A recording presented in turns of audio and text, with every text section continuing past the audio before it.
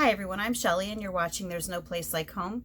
The other day I was reading a post on Instagram from a woman who helped out at her child's school, and she was talking about how an astonishing number of students made the honor roll at that school.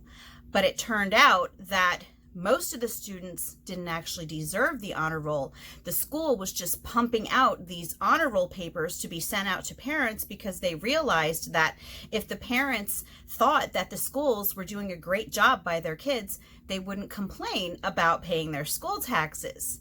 And so that really made me start reminiscing about my kids' time in school. And it really solidified something for me that I've known for quite a while, but that I never actually thought about concrete examples from our own past about.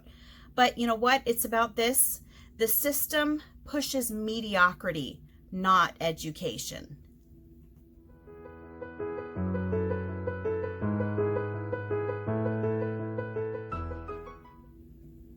Judging by all of the craziness that I see going on in the school system today, and I've been saying these things for years, but of course they've reached a fever pitch right now, between the crazy things that they are teaching kids in school, between all of the issues going on with teachers not wanting to teach in the schools, between the mask issue. There are so many areas that are coming to light that I just keep thinking to myself, how is it that these parents are still okay with sending their kids to these schools? And I realize that it's because a lot of these parents have been deceived and they think that these schools are actually doing right by their kids. But that's not the truth. The truth of it is that the entire system pushes mediocrity. It doesn't push education. It does not emphasize any real form of education. The school system is about not normalizing, but Common Core. Before Common Core even became a thing, it was about making everyone the same, just completely regulating everyone, keeping everyone at about the same level.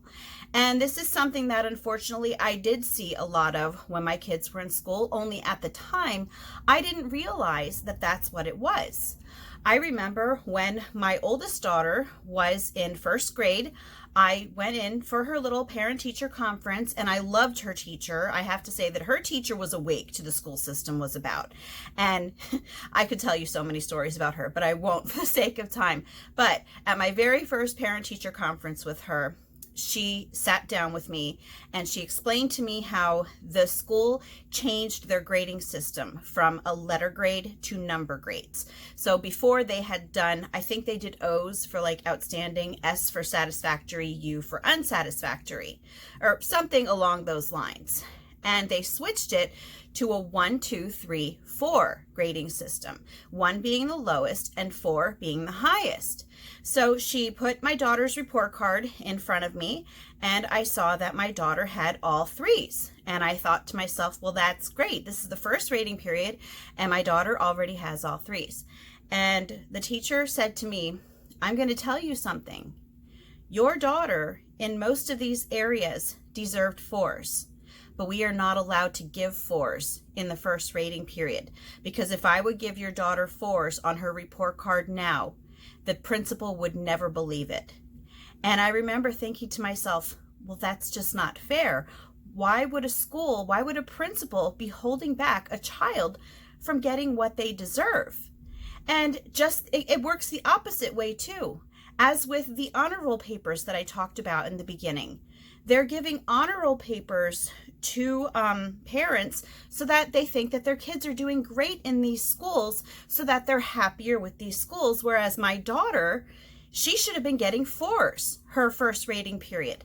But if they held back on those 4s and kept it maybe until the second or third or even 4th rating period, then it would look like there was some form of improvement for her. But the fact is that there would not have been any improvement if they would have given her 4s in that first rating period, and the school needed to make itself look good. And the first grade teacher told me as much. And I had more issues with that same daughter throughout school. She actually, besides my oldest son, who was only homeschooled for 2 years and actually graduated from public school, besides him, my oldest daughter, she spent more time in public school than my other children, simply because when I pulled my kids out the second time after my burnout ended, and I pulled my kids out for the second time and for good, I kept her in school because she seemed to be doing well and she was in honors classes. And I thought, okay, well, that's great. Until at the end of 8th grade, she started asking me if she could be homeschooled for high school, which of course made me ecstatic. And what came to light was that she was not feeling like she was learning anything in school, specifically in her algebra class. They had put her in an honors algebra class, even though we told them when I enrolled her that we didn't feel that she should be in an honors algebra class. They put her there anyway. And as it turned out, her algebra teacher in this honors algebra class never went over homework. As long as she saw that the students had something written down, she would give them credit for doing their homework. So my daughter said that they could put anything on their desk, and as long as it had writing on it, she would just walk past and she would mark it down like they did their homework, but she would never actually go over it. So my daughter never knew whether she was getting the homework exercises right until the test would roll around. And my daughter usually would not perform very well because they weren't going over the homework, and she was just literally giving them credit for anything that they had written down. The thing is, though, is that my daughter was still usually getting B's on her report card in algebra because of all of those homework credits that she was getting. So and my daughter actually tried. She actually did her homework. I don't know how much of it she had correct because the algebra book that they were using was so confusing, so completely confusing that I could not even help her. And I like algebra. And I just can't even think of the kids who were in her class who probably were fooling around. We're not even doing their work. We're just writing down anything, and we're still probably getting decent grades. This is just another one of those things. There is no accountability. The schools are not interested in true education. They are happy with mediocrity. It's okay with them if all of the kids are learning at the same level. In fact, it's preferable. And if you are looking at the upper echelon of educators, that is mainly what they are looking for, because people who are not educated properly are easier to control. And I have said this time and time and time again. I have so many other examples of things like this that happened when my kids were in school. My daughter, my second oldest daughter, she was doing very well in school. This was also like when I sent the kids to school during this whole burnout period. So she had been homeschooled for kindergarten and first. And by the time she was in second, her teacher was telling me that she was an excellent student and she was in the highest reading group.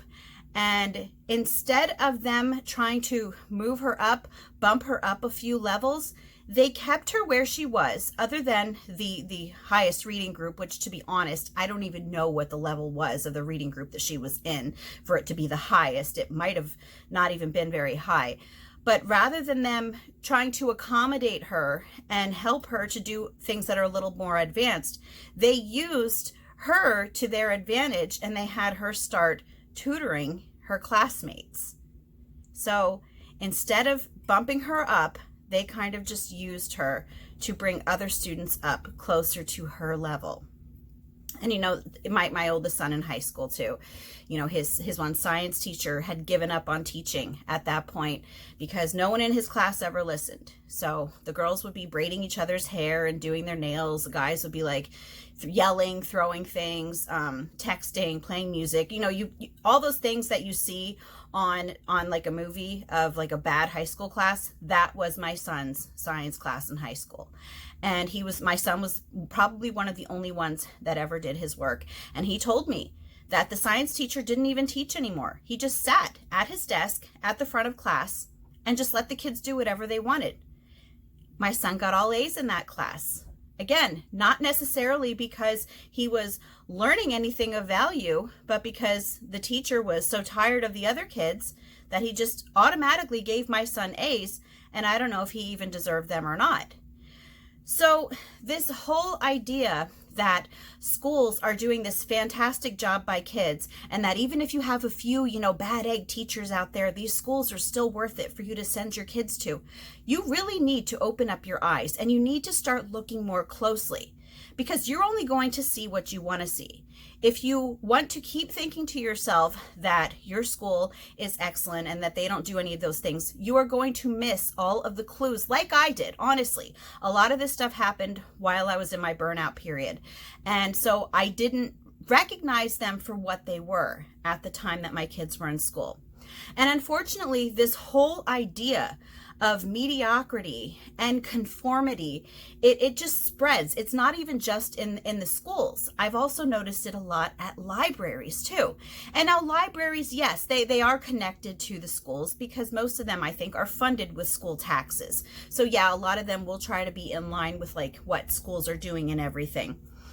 But if I were a librarian, I would be in my element, because books are just a treasure to me. They're a treasure to a lot of people in my house. And what I see happening in a lot of these libraries is that these books are not being given the value for what they really are. And they are really only being used as tools for school, and that is it. They're not being embraced for their literary value. They're not being embraced for the true education that they could be given. And in fact, there are a lot of librarians, I hate to say, who almost discourage kids from genuinely wanting to read. Not all of them, but there are some. My daughter, my second oldest daughter that I talked about earlier, she had just this fascination with ancient Egypt.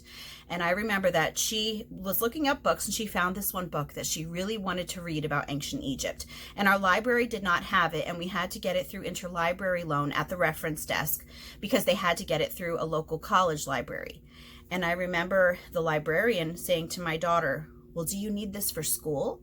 And my daughter said, "No, I just want to read it." And the librarian said, "Is it for a project?" And my daughter was just like, "No, I just want to read it." And then the librarian said, "Is there a certain length of time? Do you have to have something done for you to turn it in by?" And I was like, she doesn't have an assignment for it. She just wants to read it. And I find it sad that a librarian cannot understand that there are people out there to this day who read things for pleasure and not just because a school or a teacher told them that they have to. And kids like that should not be discouraged. And that's why I made that whole video maybe last year by now on AR, I don't know what it's called, like the AR reading system that they use in a lot of school districts. When I was at the library, I've seen it. I've seen kids talking to the librarian, wanting to check books out because they were interested in them. And I've heard the librarian saying to them, "Are you sure this is on your AR level?" "Well, I don't want you to get a book if it's not on your AR level. You only want to get a book if it's going to count." And I remember standing in line behind the one boy, and I was thinking, the boy wants to read. Let him read. Who cares about AR levels? I understand that the librarian wanted to help him out and make sure that he was getting proper credit for reading in school. But if that were the case, why not say to him, "Hey, you know what? That's great. I hope you enjoy this book. Let me help you find a book that you might be able to use for school too." Now that would have been something completely different. But what I've been seeing is just discouraging kids from getting books that are not on their AR level. And so what is happening is these kids a lot of times can't read the things that they really want to, and they're only reading the things that they're being told to. And that is going to, in the end, make a lot of future non-readers. There are so many adults nowadays who hate reading.